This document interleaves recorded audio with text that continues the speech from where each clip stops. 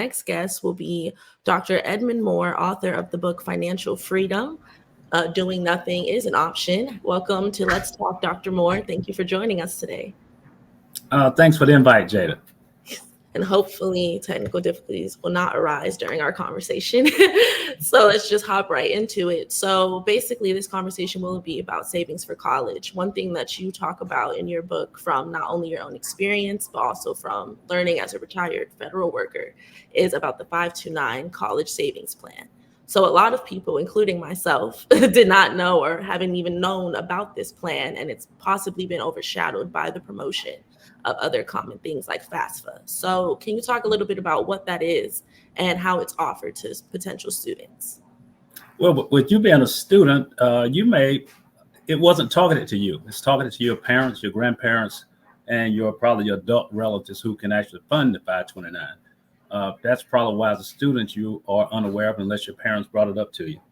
Mm-hmm. So a 529 plan is simply similar to a Roth IRA, where you get access to your money tax-free, and it can grow. It can grow in the meantime. Okay, so why do you think this is something that isn't talked about a lot, even amongst parents who are sending their kids to college? A lot of times parents don't. A lot of times parents do not have the resources to fund a 529 plan. They may be in debt themselves. They may have not gone to college before.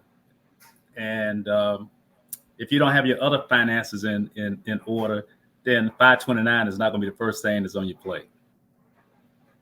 Understood. So can you explain a little bit the process? How would someone go about setting up a 529 account, or what does that look like if someone leaving this conversation is interested in it? Since we're in an information society, I would say the first thing that one could do is they could probably Google 529 plans and learn about them. Then you can also go to a financial advisor and ask them about it. You even banks or financial advisors, ask them about 529 plans.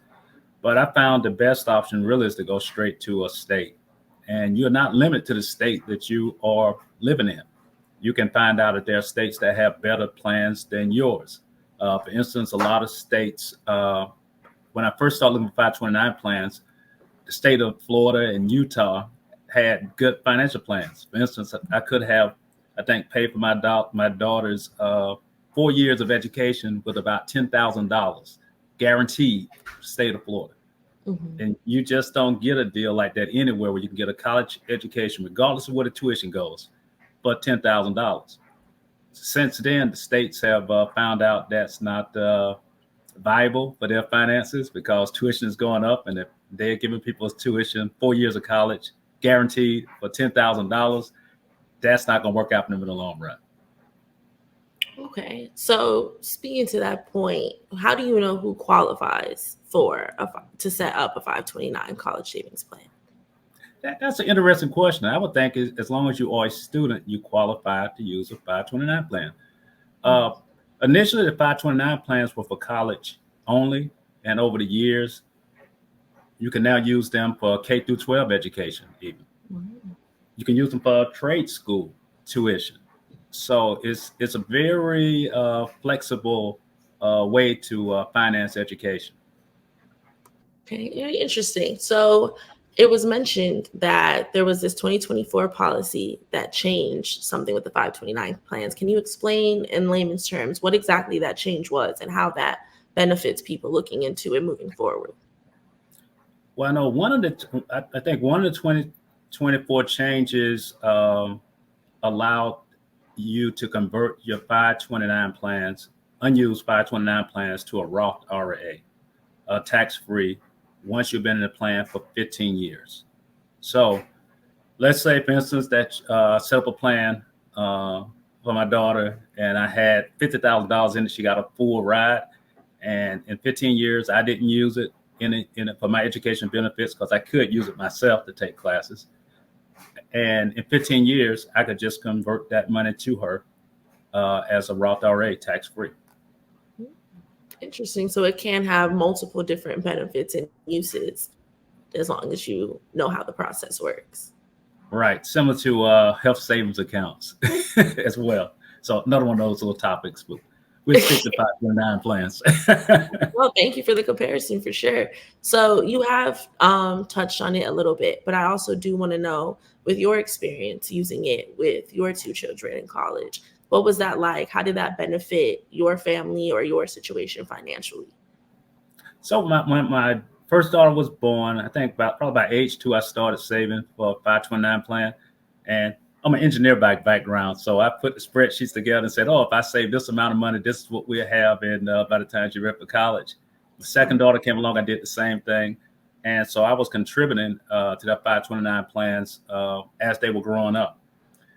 And so one of the things was I went to my financial planner, and he said, "Whoa, you're saving way too much money for for college."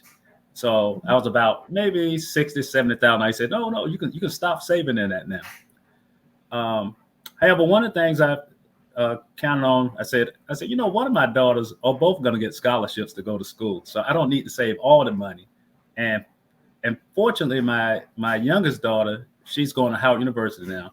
She didn't get the full ride presidential scholarship. She got the other one that pays half of her tuition. So I've been using the 529 plans to pay for her tuition, for her room, for a meal plan, those type of fees associated with her education. And that's been a blessing. My other daughter, my eldest daughter, did not want to go to college. She was an aspiring actress at the time. And so I had her a guaranteed plan. So anywhere she was guaranteed for 2 years to go to college, everything paid. But the state said that if you're going to make a change with that plan, you had to do it before I think the age of 21 or something of that nature. So when I had that sit down with her, she decided she didn't want to go to college. I converted that plan over to a regular non-guaranteed plan. And then she decided she wanted to go to college. Go figure. Oh, wow. Yeah. Well, I would like to ask you to touch a little bit on, so you said there was a guaranteed plan and a non-guaranteed plan. So how does it work with choosing plans? What are the different, requirements of each? If you could shed some light on that and from your experience. So first of all, you're in college right now. I just graduated. Okay. So if I had let's say you was in college 2 years ago, you had 2 years left, and I had a guaranteed plan on you. That meant that whatever I bought that plan at, no matter what your tuition did, you were guaranteed that your tuition, room, and fees were paid for in full with a guaranteed plan. Wow. So that's the beauty of it. So if I brought that plan at $20,000 for 4 years, and your college education cost you $150,000, it was paid for at $20,000. So you can see why the states tended to shy away from the guaranteed plans. Because they had a financial liability on them. The other plan is the non-guaranteed plan is whatever's in your account is how much you have to spend. So if I have $40,000 in that account, when that $40,000 runs out, you don't have any more funds from those to pay your tuition, books and fees and room and board. Okay, and then you may have to fall back. You may have to go and do work study or find a part-time job or take out loans. And if you take out loans, I recommend that you take out federal loans, not private loans. Okay, awesome. That's a great segue into my next question. And thank you for explaining that. So, it all sounds extremely beneficial, but if there is more benefit that you could speak on, like why would someone go the route of a 529 plan as opposed to taking out loans or getting multiple jobs to help financially support themselves through college? So, as a result of my financial book, I always ask people how they like to be paid. Would you like to be paid based on how you pay a credit card company, or would you like to be paid how you pay a credit card company? So same thing with a 529 plan. 529 plan, you are not paying anybody any interest. With a loan, you are going to have to pay that loan, and you're going to pay off the interest on it. So you're borrowing money with that one to pay it off. With a 529 plan, it's your money, and you're not paying anybody any interest. Okay, thank you. And so, with your book that you wrote, First, I want to ask you, why was this topic so important? Because this is something, someone could write an article about. This is something someone could just have a conversation about, like you and I are right now. But you decided to write an entire book, sharing this story to your experiences, what you learned, what other people can. So why was this so important for you to author a book for? Well, one of the things that happened to me is I was planning to write a book with one of my best friends who was my best man, and he passed before we could get the book really started. We talked about some ideas, but both of my parents died, and once both of my parents died, I was over the estate for both of them, and so I had to go through all their financial paperwork and everything through the courts and whatever to distribute their assets to their loved ones or whoever they want to leave money to, or the charitable things, and pay all the final bills to the final taxes. So I've said, since I've gone through the experience, let me share this with someone else. So I wrote this book called Financial Freedom: Doing Nothing as an Option. And at the very end of the book it's like everything you should have in case you get sick or you pass, you're incapacitated, what would help your family out. So I didn't want my daughters or my family to be put in the same situation I was with my parents. So the other thing was I started from the basis. If you have no money, how do you achieve financial freedom? You have to earn income, you have to save it, you have to invest it and pay your bills on time. But the investing part is a big component. The other thing is, I said people shy away from coaches. They want to ask their brothers, their sisters, their friends what to do. There are times you need to go to a financial specialist to get advice about what you're doing so you can move ahead. And I tell people, Michael Jordan had a coach. Tiger Woods had a coach. Simone Biles has a coach. Why wouldn't you have a coach? That's great. It's actually a really great piece of advice. Sometimes a lot of people are too hesitant to go to people about money or share their financial situation with others. But sometimes that's what we have to do to really understand what our options are. So for my next question, still speaking on your book, I would like to know, what were some of the things that you learned that you were able to put into your writing that you want people to take away when they read your story? I would tell you the one thing, we all have blind spots. You've heard of blind spots, right? And so one of the things that I did not put in my book, and I had to revise it, is I never put in there about getting a will, because it's obvious. So I had my editor read and I had friends read off. We all missed that. But one thing I would say is that people need to have a will, so that when they do pass, that assets, whatever they own, goes to where they want it to go, and it's not taken by the state or something of that nature.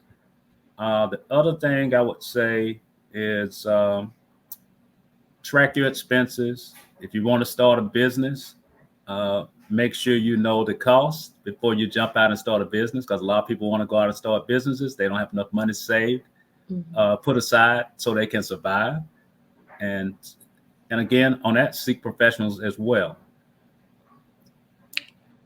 So what do you think is the best, most logical, reasonable time to start saving your money for college, for future investments? At what age do you think is the reasonable time to start investing in yourself? Personally, I really started saving money when I was about 28 to 30. And the reason I started so late was because I was in college all the time. I went to FAMU undergrad, then I went to MIT, then I went to University of Florida. And all those years I was in school. So I was a struggling undergrad student and grad student. So saving was not a viable option for me at the time. But once I started working, I saw the value of saving. And I remember when I was at the University of Florida and I went to a financial advisor, he told me, he said, there are some medical doctors here that make $1 million a year. He said, you have more assets than they do. Pick that up. So I'm making about $15,000 a year with students with a fellowship. This guy's making over $1 million a year, and I have more assets than him. And so early on, it came to me and said, it's not how much money you earn, it's what you do with your money. So I've always lived by that principle. So It's a book called A Millionaire Next Door. So these unassuming people who just go work a day-to-day job, they can become millionaires over time. And where someone that has an athlete can want to make these millions of dollars, if they don't take care of their money, they end up broke. That's very true. And that gave me hope that I still have time to start saving myself. So that's time. That's wonderful. So wrapping it up, Dr. Moore, I want to know, what do you believe the future could be for supporting youth through college? For supporting youth through college?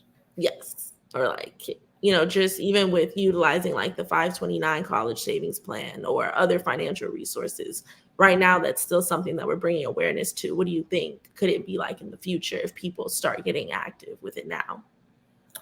I would say it's almost like crowdfunding, except you can have your relatives and your friends. They can set up a 529 account and have them contribute towards it, so that your loved ones can go to college, that type of thing. When I was young and didn't have any kids, I gave money to friends of mine for my goddaughters, that they could put money aside for their children. So it's about being community. We just can't look at just doing everything for self. Sometimes I have to branch out and do for others as well. Thank you, Dr. Moore. And can you please share with our audience where they can pick up Financial Freedom, Doing Nothing is an Option? Sure. You can go to edmundhmoore.com, or you can look up the book, go to Amazon or Barnes and Nobles and look up the title, Financial Freedom, Doing Nothing is an Option. And that tagline, Doing Nothing is an Option, it really means that if you do nothing, you will have nothing. So make sure you're active so that you have financial freedom. Thank you, Jada. Thank you, Dr. Moore. It was so great speaking with you.